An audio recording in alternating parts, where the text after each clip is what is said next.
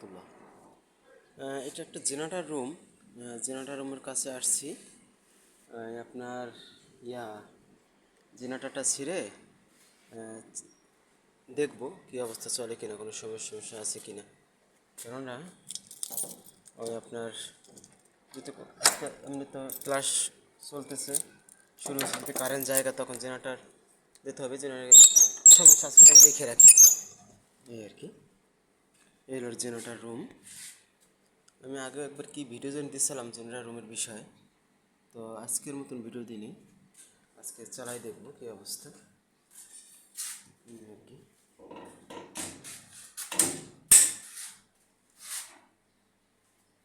আশা করা যায় ঠিক আছে, কোনো সমস্যা আপাতত নাই। তো জেনারেটর স্টার্ট দিয়ে দেখবো যে কী অবস্থা।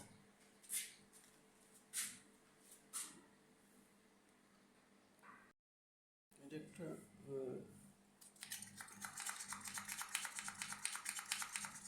হাওয়াটা আছে কি না এটা চেক করলাম আর কি। এটা ছাড়বো, লক আছে, লকটা খুললাম, চাবি আছে, চাবিটা নিলাম। কীভাবে দেয় এটা দেখাবো আমি। চাবি দিলাম, দেওয়ার পরে দিলাম।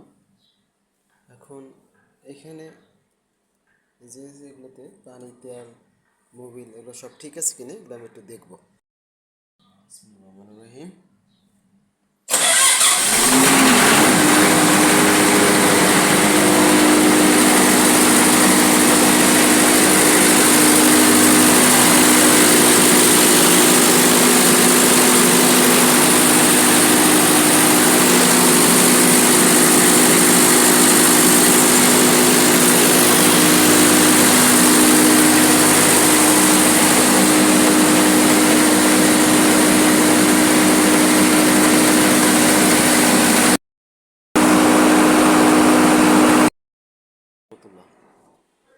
এটা একটা জেনারেটর রুম।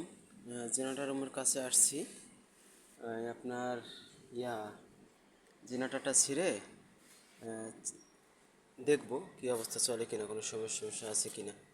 কেননা ওই আপনার যদি এমনি তো ক্লাস চলতেছে, শুরু হচ্ছে, যদি কারেন্ট জায়গা তখন জেনারেটর দিতে হবে। জেনারেটর সমস্যা আছে দেখে রাখি, এই আর কি। এই হলো জেনারেটর রুম। আমি আগে একবার কি ভিডিও জয়েন দিয়েছিলাম জেনারেটর রুমের বিষয়ে, তো আজকের মতন ভিডিও দিনই আজকে চালাই দেখবো কী অবস্থা আর কি।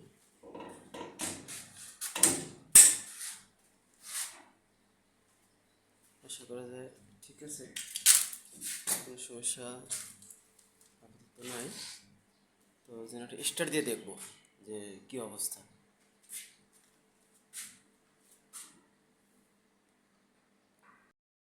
এটা একটা